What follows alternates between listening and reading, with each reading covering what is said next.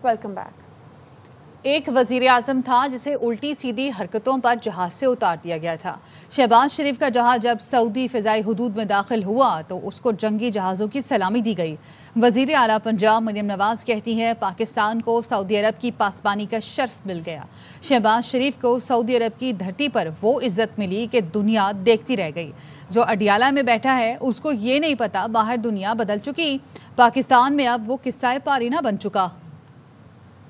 शरीफ की हुकूमत को हटाकर एक नाअहल इंसान को हम पर मुसल्लत कर दिया गया था तो रोज पाकिस्तान के लिए बुरी खबर आती थी। आज नवाज शरीफ का दौर वापस आया है तो खुशखबरियों का सिलसिला भी दोबारा चल पड़ा है। Field marshal general Asim Munir उनकी क़यादत में जिस तरह पाकिस्तान इंडिया से जंग जीता है उसने पूरी दुनिया के तमाम ममालिक के दिलों में पाकिस्तान की धाक बिठा दी। पिछले सालों में एक वजीर आजम हुआ करता था जिसको उल्टी सीधी हरकतों पर जहाज से उतार दिया गया कि उतरो भाई जाओ। दूसरा वजीर आजम नवाज शरीफ का भाई मोहम्मद शहबाज शरीफ, जब उसका जहाज सऊदी एयर स्पेस में एंटर हुआ तो उसको सऊदी जंगी जहाजों की सलामी दी गई। वो जंगी जहाजों की सलामी हमारे मुल्क पाकिस्तान को दी गई है। हरम शरीफ के बरामदों में शहबाज शरीफ को, मरियम औरंगजेब, इनको इमरान खान नाम भी नहीं लेना चाहती मैं, उसके चेलों ने इनकी तजलील करने की कोशिश की। उस शख्स को अल्लाह ताला ने वो इज्जत दी है सऊदी अरेबिया की धरती में कि पूरा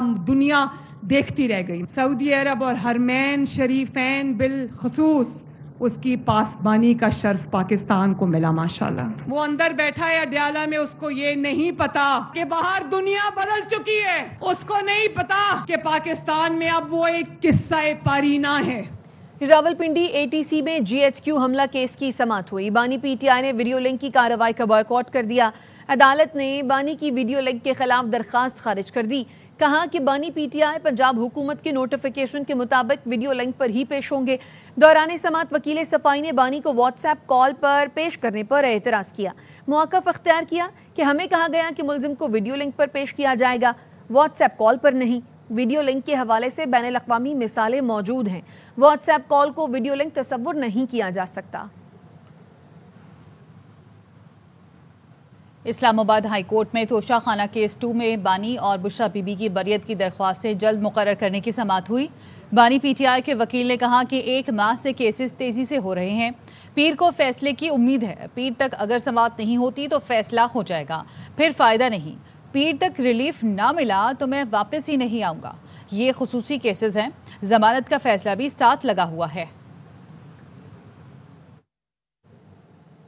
उम्मीद है पीर के लिए तोशा खाना केस 2 की तारीख मिल जाएगी।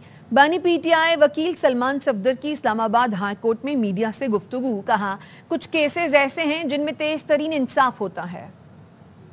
आज बहुत पुरुमीद हूँ कि मंडे को जज साहब ज़रूर ये केस लगाएंगे। जो अलकादर केस 25 के लिए लगा है वो मैं यही कहूँगा कि वो 25 मिनट से 30 मिनट का ही केस है। तक ये तोशा खाना का सवाल है वो भी चंद एक निकात हैं, हम उन नुक्तों पे ही हम अपना केस आर्ग्यू करेंगे और वो कोई ज़्यादा से ज़्यादा घंटा लग जाएगा। हम उम्मीद करते हैं कि अभी थोड़ी सी देर में मंडे के लिए केस इंशाल्लाह फिक्स हो जाएगा।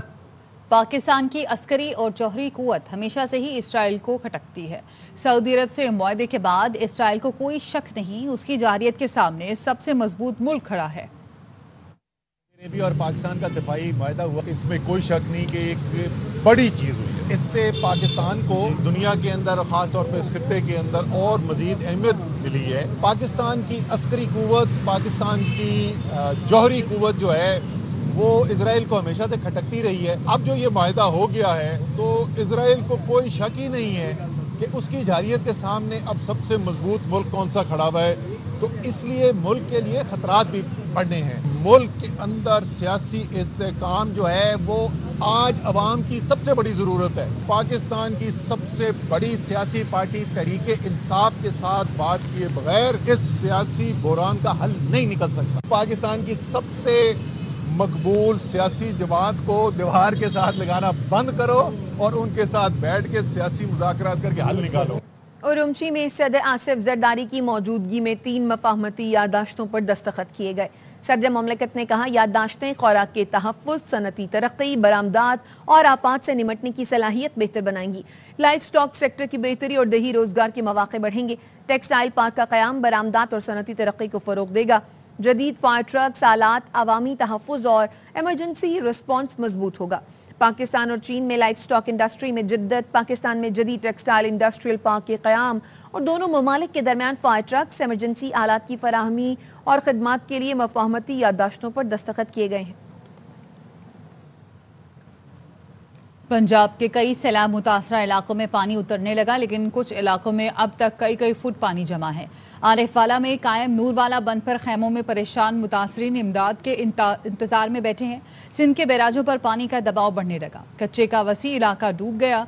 नौशेरो फिरोज में सैलाब ने दर्जनों देहात तबाह कर दिए।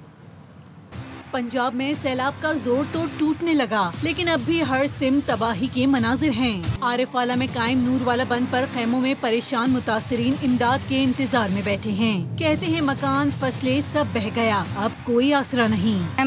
कोई साडे कोल चारपाई नहीं है, 2 टाइम दी रोटी सानू मिल रही है और साडे कोल कोई इमदाद ऐसी नहीं है जिहड़ी असीं ज़्यादा इस्तेमाल कर सके। लियाकतपुर में भी मुतासरीन की मुश्किलात कम न हुई। ज़ाहिर पीर से मुतादिद इलाकों को मिलाने वाली सड़क टूट फूट का शिकार है, जिससे आमदोरफ्त भी मुश्किल हो गई। अभी पानी तो कम हो गया, अभी पानी भी स्पीड से बह रहा है, जो बचा हुआ है, लेकिन कोई चीज़ नहीं बची। हम अभी घर जाएं, घर जाके क्या करेंगे? अब बच्चों के अलावा, हमारी जान के अलावा और हमारा कोई चीज़ भी नहीं बचा। सिंध के बैराजों पर पानी का दबाव बढ़ने से कच्चे का वसी इलाका डूब गया। नौशेरो फिरोज में ऊंचे दर्जे के सैलाब ने दर्जनों देहात तबाह कर दिए। भखरी के करीब दर्जनों अफराद फंस गए। पानी फंसे हुए थे, इनकी बहुत बड़ी मेहरबानी से हमसे रब्ता किया। भाई हमें बहुत तंगी है, बहुत परेशानी है। मैं बहुत मेहरबानी वरमन टूटू वालों की और भाइयों की, हमें आगे रेस्क्यू किया है। जामशोरो की तहसील मानझन के मुख्तलिफ देहात भी पानी पानी हो गए। कोटरी दादू रेलवे ट्रैक के दोनों अतराफ पानी जमा है। कई नशेबी देहात ज़ेरे आब आ गए। रेल की दोनों साइडों पे पानी आ चुका है। कोई भी जो रेस्क्यू अमल भी नहीं पहुंचा है, ना ही कोई इमदाद है। बहुत बुरा हालत है, मलेशी सारा चला गया, डूब गया, घर डूब गए हैं। दादू मोरो पुल के कच्चे में मजीद गाँव पानी की लपेट में आ गए। तारीखी शहर मोंदर भी डूब गया। वापस आएंगे इस ब्रेक के बाद, हमारे साथ रहिए।